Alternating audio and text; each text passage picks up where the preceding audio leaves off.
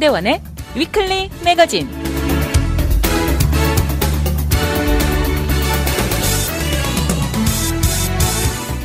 안녕하세요. 위클리 매거진의 문대원입니다. 훌쩍 주말이 지나가고 새로운 주를 맞이하는 월요일은 늘 쉽지 않습니다. 월요병이라는 말이 생길 정도로 왠지 쉽지 않은 경우가 많습니다. 어떻게 생각하면 새로운 주의 시작점으로 한층 더 힘내고 긴장해야 할 첫날임에도 월요일이 가져다주는 은근한 부담은 절대 만만하지 않습니다.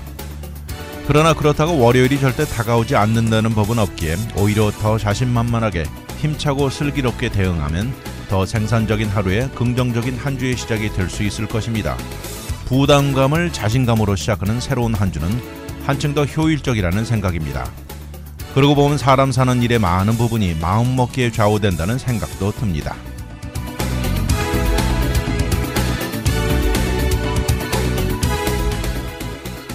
오늘의 토픽은 재활용 식수, 뜨겁게 타오르는 포르투갈, 코스코 골드바, 소비자의 반란, 그리고 트로피카나입니다.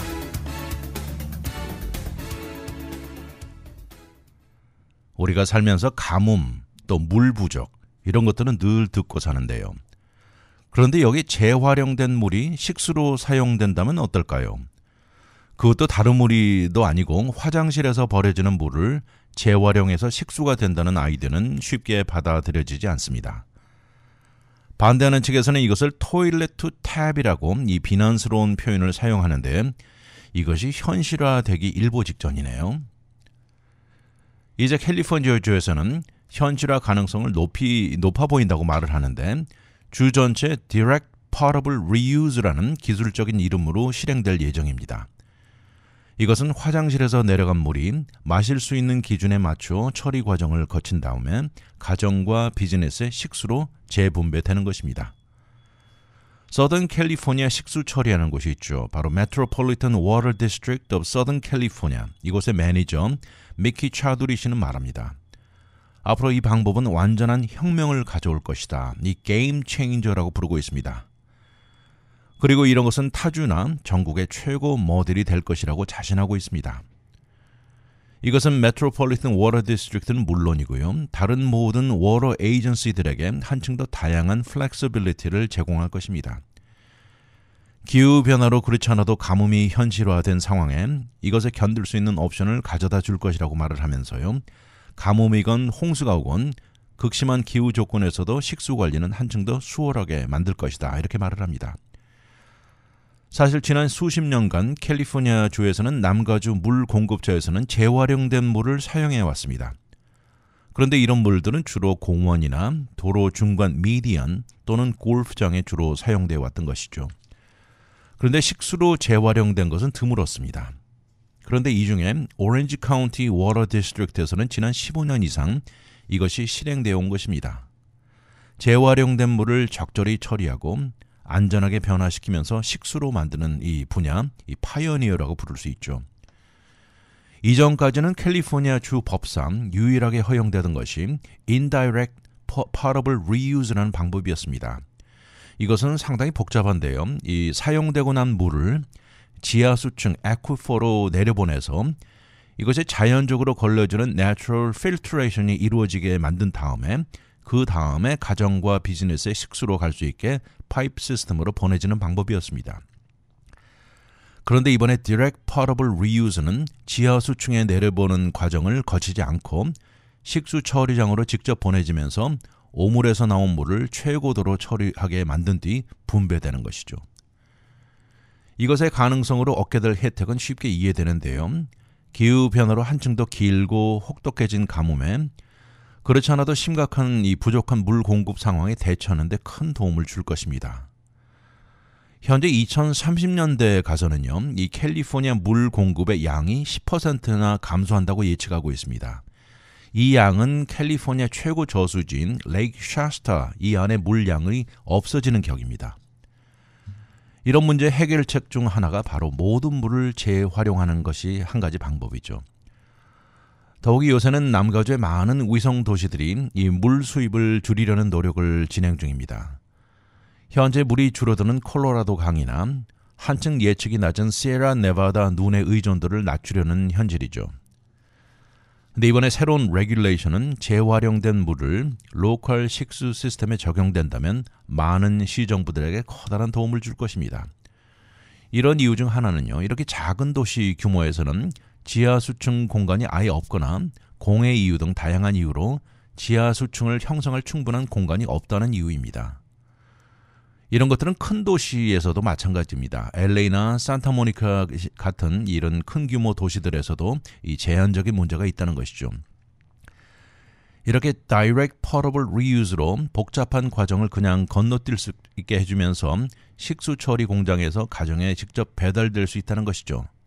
이것은 산타모니카 물처리 관리소의 매니저가 한 말인데요. 산타모니카시는 전 세계에서 최고로 발달된 Water Recycling Facility를 갖추고 있습니다.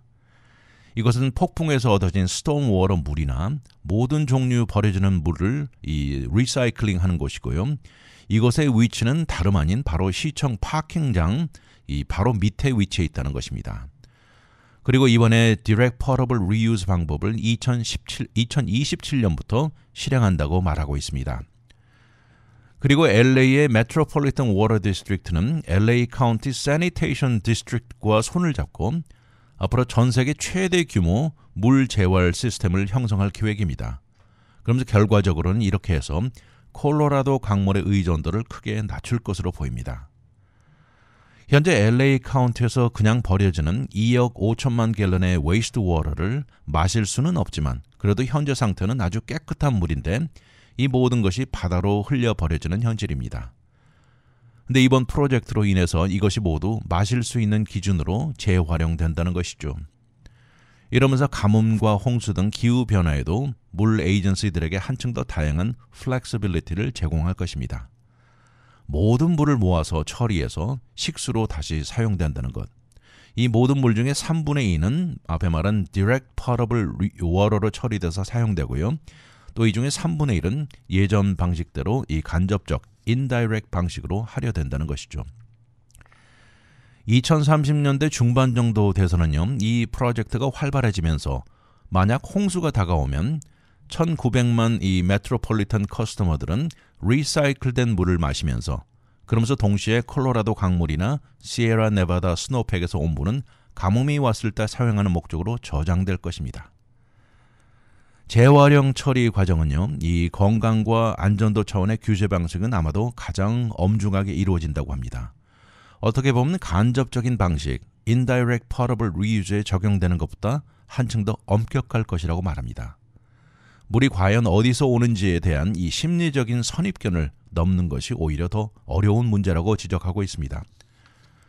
그런 차원의 사람들 생각에는 화장실 물보다는 폭풍에서 오는 스톰워터를 더 재활용하면 되지 않느냐는 질문을 많이 듣게 된다고 하는데요. 그런데 실제로 스톰워터는 한층 더 오염도가 높다고 합니다. 금속이나 오일 등 생각보다 불순물이 많다고 하는군요.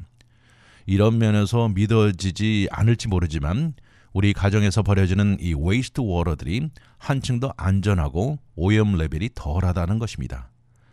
그리고 이러는 과정에 거치는 처리 과정은 정말 더 복잡하고 까다로우면서 그렇다면서 커스터머들에게 안심을 부탁하고 있습니다.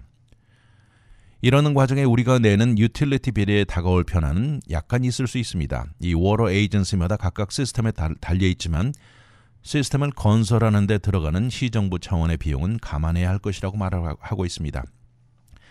LA 메트로폴리탄 재활용 퍼실리티는 하루 1억 5천만 갤런 재활용을 하고 있고요.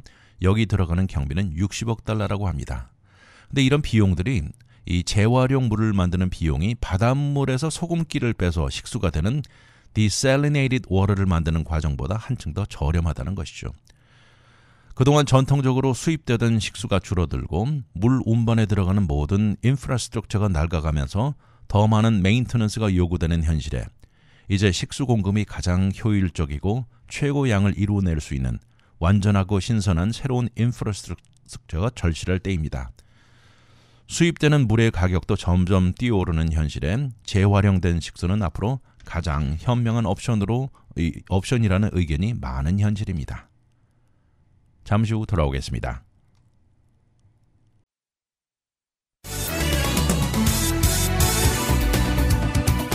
와이드 매거진 문대원의 위클리 매거진.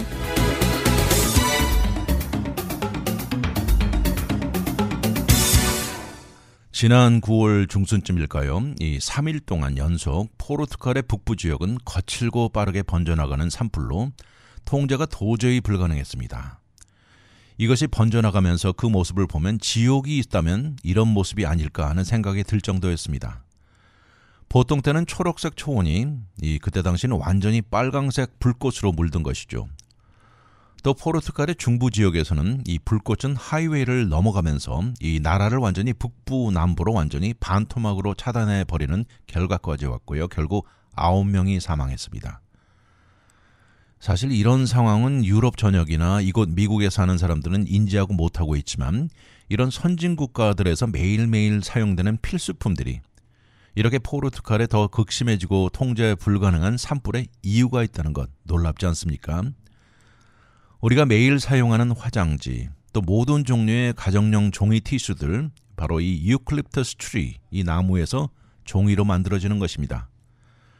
그런데 놀라운 것은 이렇게 많은 유클립터스 트리가 포르투갈의 네이티브 토종나무가 아니라는 점입니다. 태스마니안 블루 검이라는 이름으로도 알려진 유클립터스 트리, 이것은 상업적인 목적으로 최고 나무입니다. 이것은 빨리 자라고요. 섬유질 파이버 함유량이 높고 또 종이를 만드는 데 중요한 펄프가 다른 종 나무보다 한층 많이 만들어진다는 이 많은 장점을 가지고 있습니다. 다시 말해서 질 높은 종이 생산의 최고 효율성과 경제성을 가지고 있다는 것이죠. 근데 여기 문제는 유클립터스 트리가 유독 불에 잘 타는 가열성이 아주 높습니다.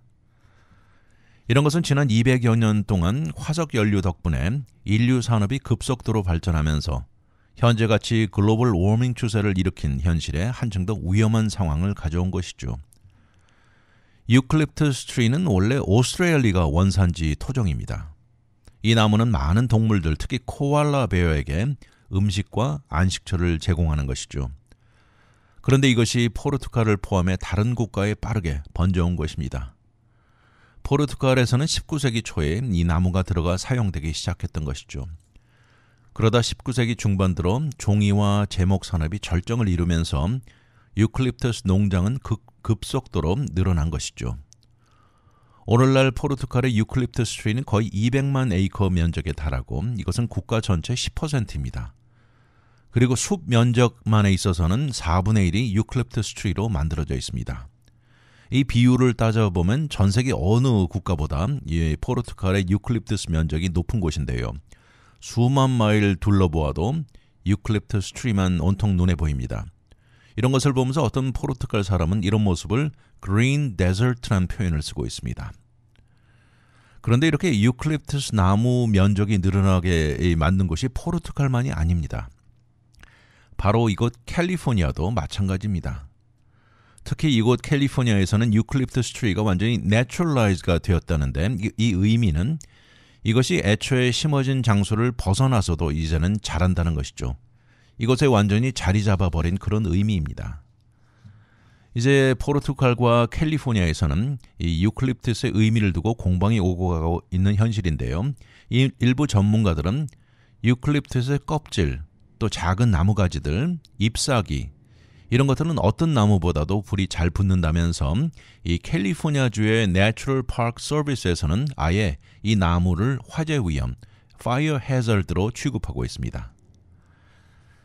포르투갈의 환경 그룹이 있는데요. 이것은 포르투갈어로 과학적으로 참나무 옥트리라는 의미로 이름이 게르쿠스라고 부릅니다. 이 단체는 애초부터 유클립투스 나무가 번져온 역사를 되새기면서 다른 종류의 포르투갈 토종나무를 더 섞어서 심는 운동을 벌이고 있습니다.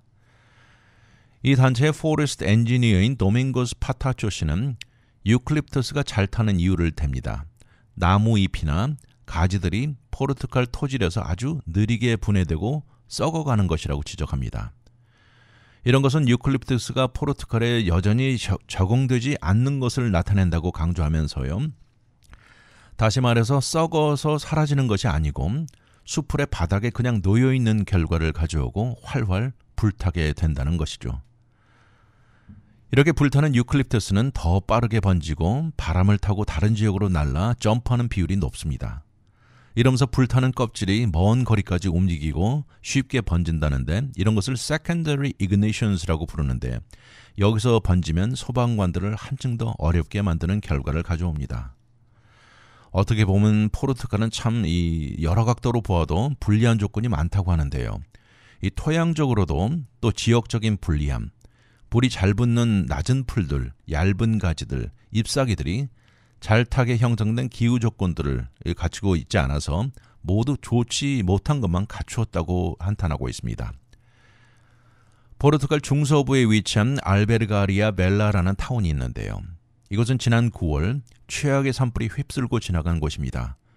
거의 모든 유클립투스가 활활 다 타버린 곳인데 이 타운 이름은 포르투갈어로 게스트 하우스라는 의미를 가지고 있습니다. 이것은 역사적으로 이베리안 페닌슐라 만을 거치면서 이동하는 순례자들, 이 순례자들을 웰컴하는 곳으로 알려진 곳인데 그렇지만 지난 9월에는 완전히 숙박이라는 것은 불가능하고요. 오히려 생명을 위협할 정도로 수채의 집과 비즈니스들이 전소되었습니다. 타운 내 2만 1,000헥타르 면적을 태우고 40개가 넘는 가구가 사라지고요. 4명이 사망하기까지 한 것입니다. 포르투갈의 종이 생산하는 내비게이터 컴퍼니가 있는데 이것은 전 세계 최고 유클립투스 나무에서 나오는 재료를 만드는 공장입니다. 이것은 국가 전체 GDP의 1%를 차지할 정도인데요. 전 세계 그들 제품을 수출하고 있습니다. 최고의 높은 질의 종이를 생산하는 곳인데 이 마켓 중 가장 큰 부분이 미국으로 향하고 있습니다. 이것은 화장지, 부엌 페이퍼 타올들이 가장 많은 비율을 차지하는데 영국 같은 경우를 보면 널리 알려진 브랜드 이름들 엘레강스, 매그넘, 소프트들이 이곳에서 오는 것입니다. 이런 상황이다 보니까 내비게이터 회사도 앞으로 유클립투스 농장 면적이나 위치상 좀 더 세심한 연구와 결정이 중요하다는 입장을 보이면서요. 이 유클립투스와 다른 종류를 좋은 비율로 섞어 비치하는 방법도 내놓고 있는 실정입니다.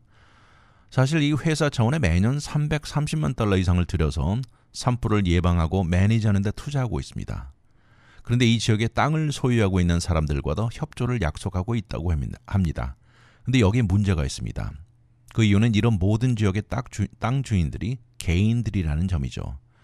여러 세대에 걸쳐 내려오는 땅이라 하나로 통일된 변화나 규율 적용이 힘들다는 것이죠. 아무튼 불이 잘 붙기로 유명한 유클립투스 트리. 애초 이곳 토종도 아닌 이 포르투갈을 활활 태우고 있는 현실입니다. 잠시 후 돌아오겠습니다.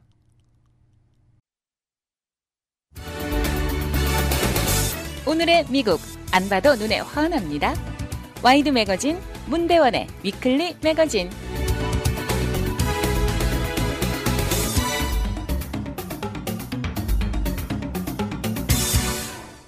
투자하시는 분들은 더 잘 아시겠지만 요새 금 가격 많이 올랐죠.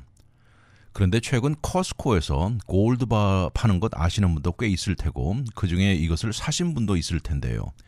요새 커스코의 골드바가 불티나게 팔려나가고 있다고 합니다. 물론 디스카운트 체인으로 널리 알려진 커스코는 작년부터 이 스토어 안에서 또 웹사이트를 통해서 1아운스 골드바를 팔아온 것인데 엄청난 사람들의 관심도도 높아지고요. 금을 좋아하는 사람들을 나오자마자 사고 있습니다.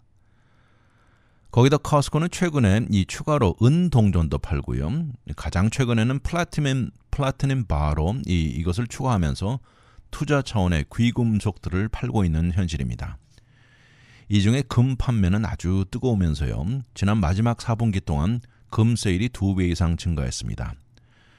코스코는 올해 전자상거래 액수가 무려 20%나 증가했다고 하는데 이 중에 금 세일이 최고 이유였다고 분석가들이 말하고 있습니다. 이렇게 금에 대한 수요가 엄청나게 뜨거워지면서 코스코는 금 세일에 숫자적인 제한을 둘 수밖에 없는 상황이 됐습니다. 그래서 커스코 멤버는 이 한 명당 한 번 트랜잭션에 금을 5개로 제한을 적용했고 매번 한 번 트랜잭션만 가능하게 했습니다. 지난 금요일을 기해서 커스코 온라인에 골드바 한 개당 2,689달러 99센트로 나와 있는데 이것은 다 팔리고 더 이상 스톡에 없다고 나와 있습니다. 근데 만약 커스코 골드바를 사신 분들 이제 사기는 했는데 앞으로 이것을 어떻게 할지 궁리하시는 분도 계실 것입니다. 현재 금 같은 귀금속의 가격은 기록적인 수준을 유지하는 현실이죠. 그래서 어떤 경우에는 가격이 더 오르기 기다리는 경우도 있을 것이고 또 앞으로 잘 팔아야겠다는 생각을 갖고 계신 경우도 있을 것입니다. 42살의 보석 수집가인 에인젤 거프 씨가 있습니다. 자신의 경우를 예로 들었는데요. 지난 8월에 이 커스코의 금 판매 혹하면서 골드바 2개를 구입했습니다. 그때 당시 구매 가격이 한 개당 $1,949를 냈다고 하는데 이제 한 개당 스팟 프라이스가 $2,650를 넘어가니 어떻게 보면 36% 정도 이득이 난 셈이죠. 여기서 말하는 스팟 프라이스라는 것은 지금 현재 시점에 이 현재 시가를 가격을 말하는 것인데 캐시 프라이스라고도 부른다고 하는데요. 이것은 매겨지는 가격과 요구하는 가격의 평균으로 계산된다고 합니다.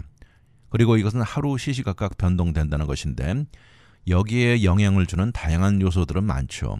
극히 상식적이지만 이 수요와 공급, 또 기대치, 현금 시장의 동향, 인플레이션, 디플레이션, 이자율, 전 세계 지역적, 정치적 여파 등이 모두 작용합니다.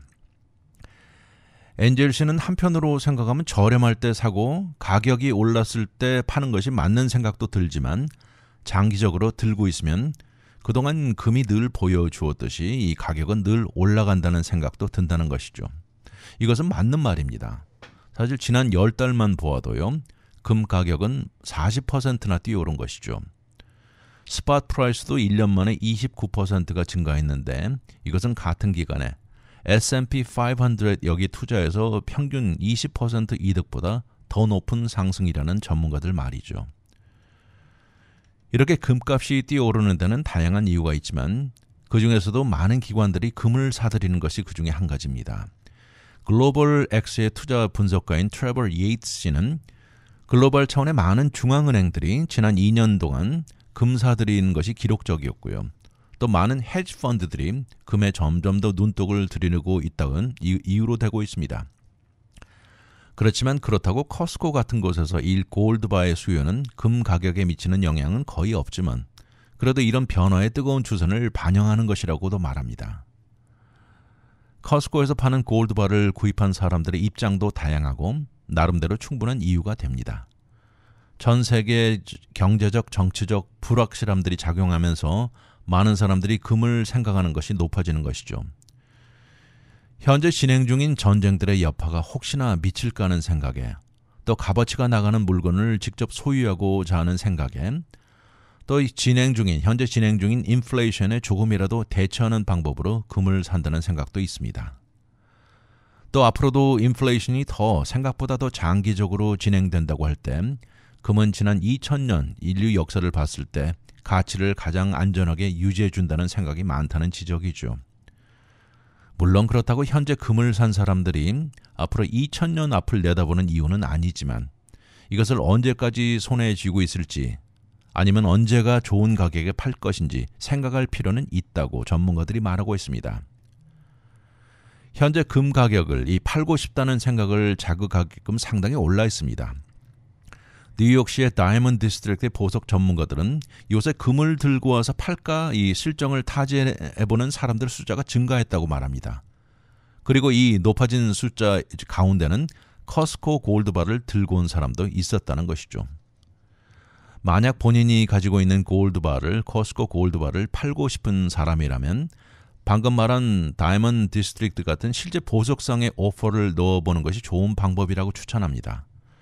특히 당장 팔아서 현금이 필요한 경우에는 더욱이 그렇다고 하는데요.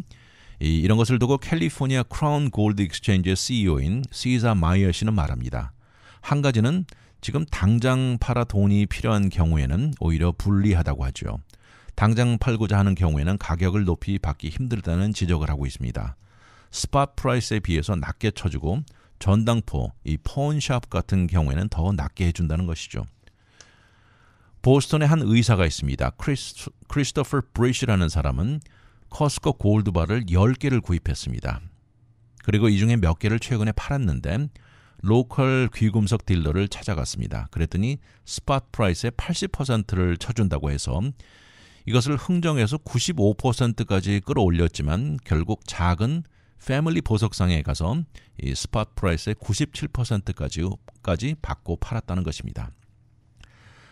그러나 반대로 이 앞에 말한 에인절씨는 일단 골드바들을 은행 시큐리티 디파짓 박스에 깊숙이 보관하고 팔지 않을 것이라고 결정했습니다.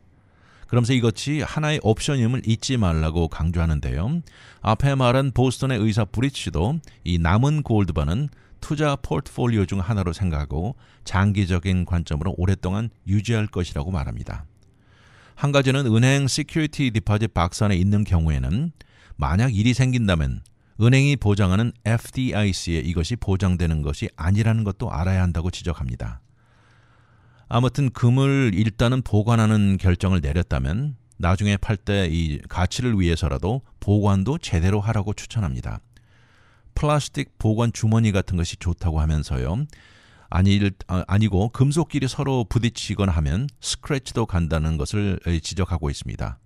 지금 금을 팔던 10년 후에 팔든 결국 본인의 투자 목표에 달려있다는 것이죠.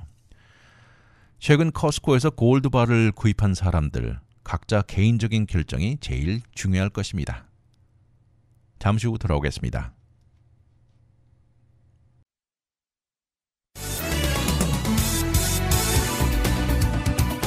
와이드 매거진 문대원의 위클리 매거진.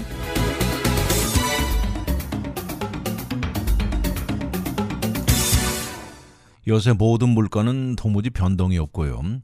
소비자들이 살아가기 너무 힘든 현실이죠. 한번 올라간 높은 물가는 절대 내려오지 않을 것이라는 생각에 이제 소비자들은 한계를 넘어 등을 돌리고 있습니다. 특히 패스트푸드의 대명사 맥도날드의 실망이 큽니다. 집집마다 가계 지출이 높아지고 한층 더 민감해져 있는 소비자들이 싼 가격에 빨리 끼니를 해결할 수 있다는 장점으로 패스트푸드 음식점은 미국의 상징이었죠.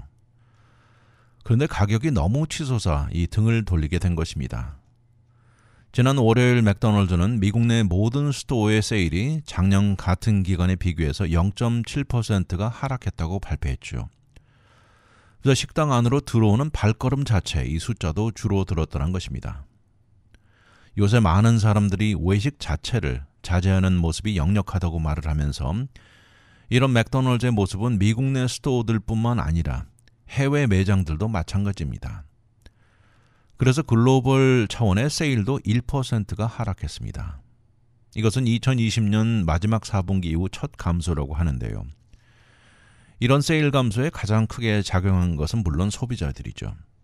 특히 저소득 커스터머들이 들고 일어난 것이나 마찬가지인데요. 이들이 행동으로 보여준 것입니다. 값어치 없는 높은 가격에 반란을 하는 것이죠. 맥도날드 최고 CEO는 소비자 수요와 그들이 원하는 것에 맞추는 것이 무엇보다 중요하다 이렇게 말을 하면서 모든 변화는 하루아침에 이루어지지 않는 것을 너무나 잘 안다고 말하고요. 그렇지만 소비자들의 발걸음을 다시 돌아오게 만들겠다는 굳은 의지를 보이고 있습니다. 소비자들은 요새 가격에 아주 민감하다고 말을 하면서 다양한 가격대가 낮은 아이템들을 더 내놓을 예정이라고 합니다. 한 가지는 이런 것들이 대부분이 요새 스낵이나 간단한 트리트라는 점도 이것을 지적하는 반대측도 있습니다. 그래서 커스터머들은 일단 비싼 가격은 절대적으로 거부한다는 것은 중요한 포인트입니다. 작년 맥도날드의 가장 치명적이었던 것은 수많은 사람들이 소셜미디어에 올라가서 올린 내용들이죠. 바로 빅맥 밀이 $18가 넘어간다는 것이 여러 사람들이 온라인에 올려놓으면서 난리가 났었죠. 온라인에 드러난 나타난 맥도날드의 높아진 버거 가격들로 많은 사람들이 이것을 계기로 맥도날드를 포함해 모든 패스트푸드 식당을 멀리하는 것이 역력하게 나타나고 이것은 지금도 지속되고 있는 현실입니다. 이런 것을 보면서 많은 소비자들은 소비자들에게는 엄청난 수익만 올리는 이 대형 기업의 탐욕이라는 이런 인상이면서 비난하에 인플레이션에 고생하는 소비자들의 입장은 거의 무시당한 것 같다 이렇게 말을 했습니다. 이러면서 결국 맥도날드도 그때 당시 공식 사과문도 내놓았죠. 당시 맥도날드 햄버거 가격이 이런 현재 이 트렌드의 대명사가 되어버린 격이라고 말을 하면서 실제로 전국 빅맥 가격을 비교해 놓기도 했습니다. 그러면서 실제 $18는 절대 아니라는 점을 강조하기도 했죠. 이것이 사실이건 전국적인 트렌드가 아니건 소비자들은 결국 등을 돌렸고요. 세일은 하락하는 결과로 이어진 것이죠. 기억나십니까? 실제 팬데믹 초기나 중간 기간 동안 많은 이익을 거두었습니다.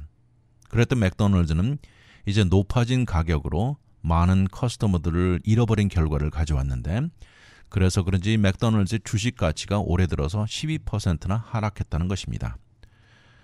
이러자 결국 맥도날드는 다소 당황한 모습을 보이면서 커스터머들을 다시 끌어들이는데 이 저렴한 가격이라는 판단하에 작년에 다양한 $5 밸류 밀들 이런 아이템들을 내놓기 시작했죠. 아무래도 낮은 가격 $5 밸류 밀은 생각보다 기대치를 넘었고요. 좋은 반응을 보이면서 결국 저렴한 가격이 포인트라는 것을 다시 보여줬습니다. 현재 맥도날드는 커스터머들 발길을 더 늘리는 방법은 좀 더 다양한 추가의 $5 아이템을 구상 중이라고 합니다. 앞으로 치킨 너겟은 물론이고요. 프라이즈나 맥치킨도 $5 밀 안에 포함할지 이 검토 중이라고 알려져 있습니다. 그리고 이런 것들은 맥도날드 매장 전국적으로 실행도 연구 중이라고 말하고 있습니다. 이런 모든 것이 합쳐져서 이런 여파로 힘들어하는 곳이 또 있습니다. 맥도날드를 찾는 발길이 줄어들고 세일이 줄어들면서 이 북미에서 최고 프렌치 프라이즈 생산 회사인 램 웨스턴 이 회사에도 불똥이 튀긴 것입니다. 이 웨스턴 회사는 맥도날드뿐만 아니라 대부분의 패스트푸드 체인점이나 식당들, 그로서리 스토어들의 프렌치 프라이즈를 공급하는 회사입니다. 결국 줄어든 주문량으로 인해서 워싱턴주에 위치한 이 생산 공장 문을 닫는다고 발표했습니다. 이것은 지난주에 발표한 내용인데 이렇게 공장 문을 닫으면서 400여 명이 실직, 레이오프가 될 것입니다. 이 숫자는 전체 종업원의 4%에 해당한다고 하는데 결국 줄어든 수요로 인해서 프로덕션 라인이 축소는 이루어진 것이죠. 그래서 그들이 희망하기로는 이것이 잠시 일시적이고 언젠가 다시 문을 열 수 있기를 희망한다고 밝혔습니다. 올해 들어 램 웨스턴 회사 주식 가치도 35%나 감소했다고 하는데 수요가 줄어들면서 프렌치 프라이즈 공급이 예전 수준을 유지할 수 없게 변한 것이죠. 맥도날드를 비롯해 모든 식당 가격이 그로서리 스토어 가격보다 더 빠르고 큰 폭으로 상승한 것을 지적하면서 결국 커스터머들은 패스트푸드 스토어 방문조차 크게 줄였다는 것입니다. 이런 소비자의 변화된 모습은 램 웨스턴 회사의 강한 여파도 강했다고 하면서 사람들이 이제는 집에서도 프렌치 프라이즈 쿠킹하는 숫자를 줄였다고 말하고 있습니다.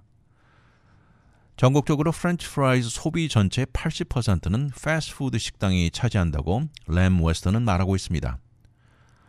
앞에 말한 대로 이렇게 줄어든 맥도날드의 커스터마음을 변하게 만드는데 이 $5 밸류 밀 여기에 기대를 더 걸고 있습니다. 과연 이것이 가치, 밸류가 있는지 여부는 커스터머들이 알게 해줄 것입니다.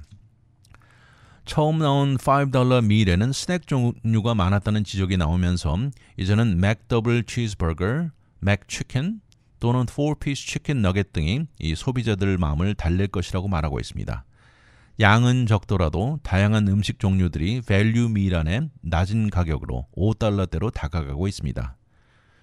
이렇게 변화된 소비자 입장으로 그동안 미디움 프라이즈를 구입하던 사람이 스몰 사이즈로 변했다는 것이죠.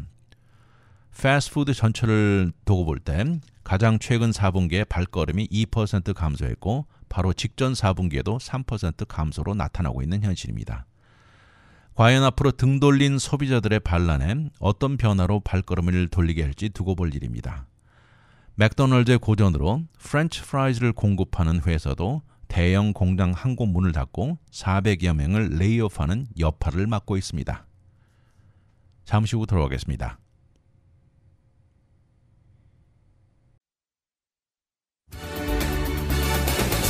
오늘의 미국 안 봐도 눈에 환합니다. 와이드 매거진 문대원의 위클리 매거진.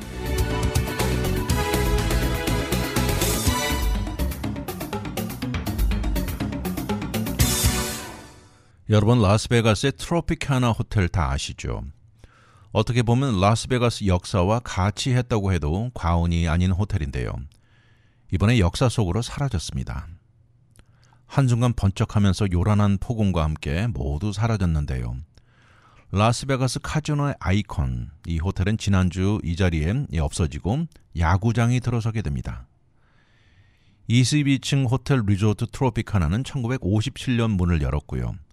1971년에는 007 제임스 본드 영화 Diamonds Are Forever 그리고 The Godfather 영화에 나오게 됐던 라스베가스의 상징적인 호텔이었죠. 지난 4월 1일로 영업을 중단하고 문을 닫은 뒤 지난주 역사의 막을 내린 것입니다. 새벽 2시 반 폭발 장면은 이 드론으로 촬영이 되기까지 했고 이 불꽃놀이도 벌어진 것입니다. 라스베가스 컨벤션 앤 비지터스 오토리티의 CEO인 스티브 힐스는 역사적인 빌딩들이 라스베가스에 어떤 의미를 주어왔는지를 축하하는 의미였다 이렇게 말을 했습니다. 한때 베가스 스트립에서 가장 화려했던 호텔로 지난 수요일 새벽에 자취를 감춘 것인데 마지막 10여 년 동안은 이 라스베가스 최신식 호텔들에 뒤처지면서 비교적 저렴한 가격대 호텔로 임무를 마친 것입니다. 이제 사라진 호텔 자리에는 이 라스베가스의 스포츠 디스트릭트로 거듭날 전망인데요. 이 주위에는 이미 풋볼팀이죠. 라스베가스 레이더스의 홈구장 알리지언 스타디움이 있고요. 또 UFC, WNBA, NHL의 프로 구단의 홈구장인 T-모빌 애리나가 들어서 있습니다. 이제 여기 야구장도 추가되면서 이것은 완전히 라스베가스의 스포츠가 다 모여있는 것이 될 것입니다. 이제 폭발물이 다 정리되고 난 자리에 3만 3천 명이 수용되는 야구장이 들어서면서 바로 오클랜드 에이스는 2028년 이곳으로 이전하게 스케줄되어 있습니다. 야구장 건설에 15억 달러 예상되는 가운데 이 중에 1억 5천만 달러는 라스베가스 세금이 일부를 책임질 것입니다. 초기에 이루어질 30년 리즈는 결국 99년도로 연장될 것으로 알려지고 있는데 현재 라스베가스 레이더스의 구장 알리지언 스타디움은 2020년 문을 열었고요. 30년 리즈 조건인 가운데 그 이후 연장에 대한 구절은 없는 상황입니다. 올해 2024년 야구 시즌은 에이즈가 오클랜드에서 마지막 해였습니다. 이제 앞으로 3년 동안 라스베가스의 야구장이 들어설 때까지 세크라멘토의 서쪽 트리플A 구장을 사용할 것이고 이 기간 동안 샌프란시스코 자이언츠의 트리플A 팀 리버캐츠와 구장을 같이 사용할 것입니다. 이번 트로피카나 호텔의 철거를 앞두고 많은 로컬 주민들과 관광객들이 몰려들면서 역사적인 호텔이 사라지는 아쉬움도 있지만 새로운 다음 챕터를 기대하는 의미도 있었던 것이죠. 지난 40여 년 동안 이곳에서 바텐더를 해온 마코 로빈슨은 이곳에서 일해온 사람들에게는 엄청난 아쉬움도 있겠지만 완전히 새로운 시대, 뉴 이라를 의미한다고 이것이 진정 라스베가스다 이렇게 말을 합니다. 또 2010년부터 라스베가스에 살았다는 30살의 조던 맥콜 젊은이는 라스베가스의 변화에 흥분된다면서 이런 변화를 기쁘게 받아들여야 한다 이렇게 말을 했습니다. UNLV 대학의 호스피탈리티 매니지먼트 교수인 아멘다 벨라미노 씨는 새로운 것이 들어서면서 예전 것이 사라지는 것은 라스베가스 역사의 일부라고 말을 하면서 미래를 위한 거대한 변화다 이렇게 말을 합니다. 앞으로 들어서게 될 야구장은 그동안 라스베가스 하면 머리에 떠오르던 카지노나 다양한 콘서트홀을 넘어서 다양하게 늘어나는 베이가스의 이벤트와 장소들 대열에 가담하게 될 것이다 이렇게 말을 합니다. 이러면서 한마디로 라스베가스는 더 이상 도박을 넘어 한층 더 다양한 장소로 변모할 것을 강조하고 있습니다. 지난 2월 슈퍼볼을 개최했고요. 그때 당시 알리지언 스타디움의 티켓 가격은 $5,700에서 $19,000까지 범위가 넓었습니다. 그리고 다음 달에는 두 번째 포뮬러 1 그랑프리 개최를 눈앞에 두고 있고 작년 처음 열렸던 이벤트에 무려 31만 5천 명이 모인 것이죠. 이때 당시 티켓 가격도 $99에서 $12,500까지였습니다. 또 대학농구의 파이널 4가 2028년에 라스베가스에서 벌어질 예정이고 워너 브라더스는 현재 UNLV 대학 안에 있는 네바다 스튜디오스 안에 $85억 들여서 영화, TV 스튜디오를 개발한다고 발표도 한 것입니다. 그리고 작년에 문을 연 미래 개념의 스피어스 어리나는 라스베가스 역사의 최고 건설비 $23억 이루어진 것입니다. 이제 라스베가스는 한때 저렴한 호텔과 식사비로 유명했던 저렴한 휴가를 보내기 좋았던 밸류 장소가 더 이상 아니라는 것을 강조합니다. 이런 차원의 라스베가스 스트립의 첫 번째 호합한 럭셔리 호텔로 들어섰던 트로피카나는 처음부터 중산층 게스트를 겨냥한 호텔이었습니다. 한때 마피아와 연관 소문도 돌았고 더욱더 치열해진 경쟁 이후로 화려했던 역사가 종지부를 찍게 된 것인데요. 1971년에 라마다에게 팔렸고 올해 문을 닫을 때까지 그래도 비교적 저렴한 호텔 옵션으로 이어져 온 곳입니다. 그러나 이제 라스베가스 방문객들이 최첨단 화려한 경험에 대한 수요가 급증하면서 이제는 아틀란틱 시티나 라프링 같이 이 도박에 비교되는 것에서 탈피하게 변해갔습니다. 그런데 이제는 라스베가스 경험을 찾는 데도 변화가 일어난 것이죠. 라스베가스의 하룻밤 $20 호텔방은 옛날 이야기가 되었고 이제는 묵는데 리조트 피는 기본으로 변했습니다. 라스베가스의 인구도 작년 1.6% 증가하고 꾸준히 증가하고 있는데 가장 큰 이유는 바로 캘리포니아 사람들이 옮겨오는 것입니다. 큰 이유로 캘리포니아보다 생활비가 저렴해서입니다. 최근 캘리포니아에서 이주한 사람들이 평균 15%에서 19% 부유하다고 나와 있는데요. 그러면서 이들로 인해서 라스베가스의 수요를 자극하고 물가가 따라오르게 만든 결과를 가져왔다는 것이죠. 이제 한때 라스베가스를 대표했던 트로피카나 호텔이 사라지고 가격대가 높은 다양한 매니지먼트들이 들어설 것입니다. 사람들이 라스베가스의 다양한 경험을 찾는 장소가 될 것으로 변한 것이죠. 이렇게 라스베가스의 지속적인 변화는 끊임없을 것입니다.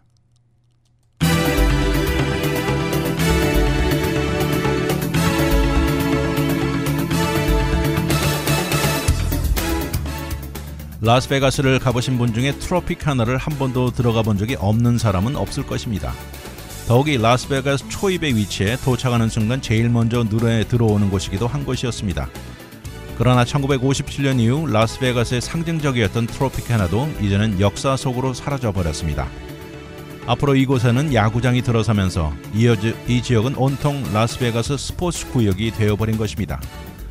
더욱이 예전 저렴한 호텔과 버페 음식을 즐기던 시절은 다 사라지고 다양한 이벤트와 볼거리로 변모한 라스베가스의 현실입니다. 예전에 익숙한 라스베가스가 아니라는 생각보다는 끊임없이 변해가는 한순간을 우리가 잠시 경험하는 것이라는 생각이 들면서 앞으로도 라스베가스는 지속적으로 변해갈 것입니다. 위클리 매거진은 인터넷을 통해 다시 들을 수 있습니다. radiokorea.com에 들어와 다시 듣기를 누르시고 편안한 시간에 들으십시오. 또한 위클리 매거진을 유튜브에 들어와 RKTV 1540을 통해서도 들을 수 있습니다. 지금까지 위클리 매거진 진행의 문대원이었습니다. 감사합니다.